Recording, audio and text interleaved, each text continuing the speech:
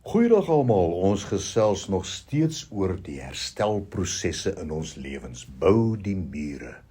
Maar daar is dinge, terwyl ons mure probeer bou, ons lewens en ons besighede, ons hele lewe te wil herstel, is daar dinge wat die mure weer afbreek, terwyl ons probeer om te bou. Ons het gister gesels oor skindertonge, wat mure verwoes. En dan vandag, klaarkouse, verwoes mure. Ons ken almal die storie van Israel wat in ongeloof teen Moses en God gemurmureer het.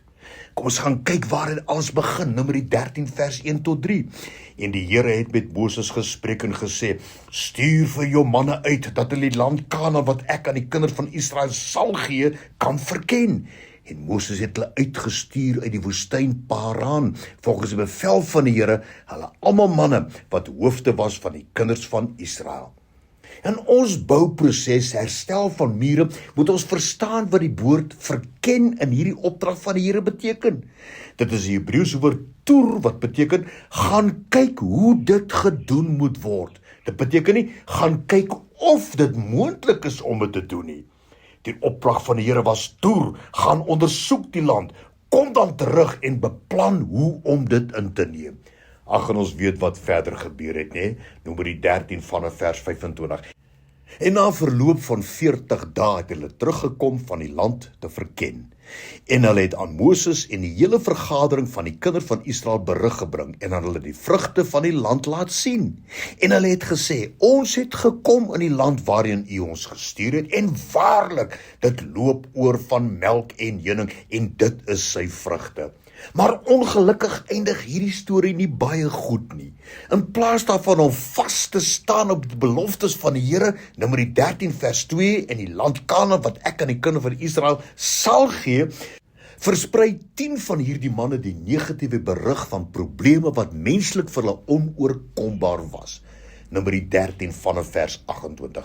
Maar die volk wat in die land woon is sterk, en die stede is versterk en baie groot. En ons het daar ook die kinders van die Enakiete gesien, die Amalekiete, die Jetiete, die Jebusiete, die Amoriete en die Kanaaniete. Verder het die manne gesê, ons kan nie teen die volk optrek nie, want hulle is sterker as ons. Die land is 'n land wat sy inwoners verteer, en al die mense wat ons daarin gesien het, is groot manne. Ons het daar ook die reuse gesien, die kinders van Enak van die reuse afkomstig, en ons was so sprinkane in ons oë, en so was ons ook in hulle oë. En so het hulle dan slegte gerugte onder die kinders van Israel versprei oor die land. En hoor net hoe kla hulle verder, Numeri 14 vanaf vers 1 tot 4, toe die hele klomp Israeliete verskriklik begin huil. Hulle het hulle stem verhef en dwars deur die nag gehuil. Hulle het toe begin kla en sê, ag, as ons maar in Egipte of hier in die woestyn dood gegaan het, waarom het die Here ons na hierdie land gebring, as ons en ons kinders in elke van het doodgemaak gaan word? Sal dit nie beter vir ons wees om na Egipte terug te gaan nie? Hulle sê toe vir mekaar, kom ons kies 'n nuwe leier wat ons sal terugvat Egipte toe. Jy weet, hierdie klaarkouse se optrede het die Here woedend gemaak. Numeri 14 vers 12. Ek sal hulle met die pes tref en ek sal hulle uitroei. Josua en Caleb, wat ook in hierdie magtige uitdagings aanskou het, het egter onthou wat die Here aangaande die land gesê het, en poog om die volk te bemoedig daarmee. Numeri 13 vers 30. Toe het Caleb die volk stilgemaak en gesê, laat ons gerus optrek en dit te besit neem, want ons kan dit sekerlik oorweldig. Ag, ek wil vandag vir u vra, wil jy die mure in jou lewe herstel? Hou dan op om te kla oor alles. Die Israeliete het 40 jaar in die woestyn gemors, bloot omdat hulle gekla en gemurmureer het, in plaas daarvan om saam te staan en te doen wat die Here aan hulle gesê het om te doen. Al wat hulle moes doen, was om die Here se beloftes te vertrou, om daaraan te glo en om saam te staan en die land in te neem. Die belangrikste in enige herstelproses is die vaste vertroue en geloof in die Here God.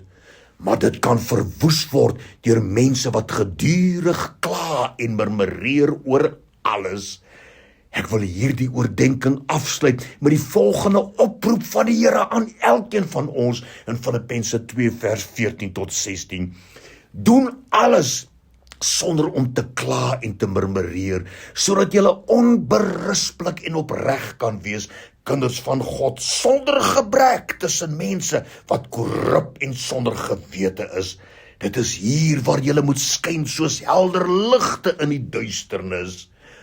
Jy weet, 'n man met die naam van Thomas Watson het eens op 'n tyd gesê, "Our murmuring is the devil's music."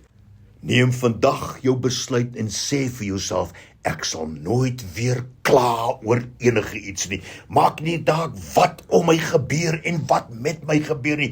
My oë gefestig op Jesus, die leidsman en die volëinder van my geloof, en ek sal die bouproses in my lewe suksesvol voltooi. Dankie Here, U help ons daarmee. Amen.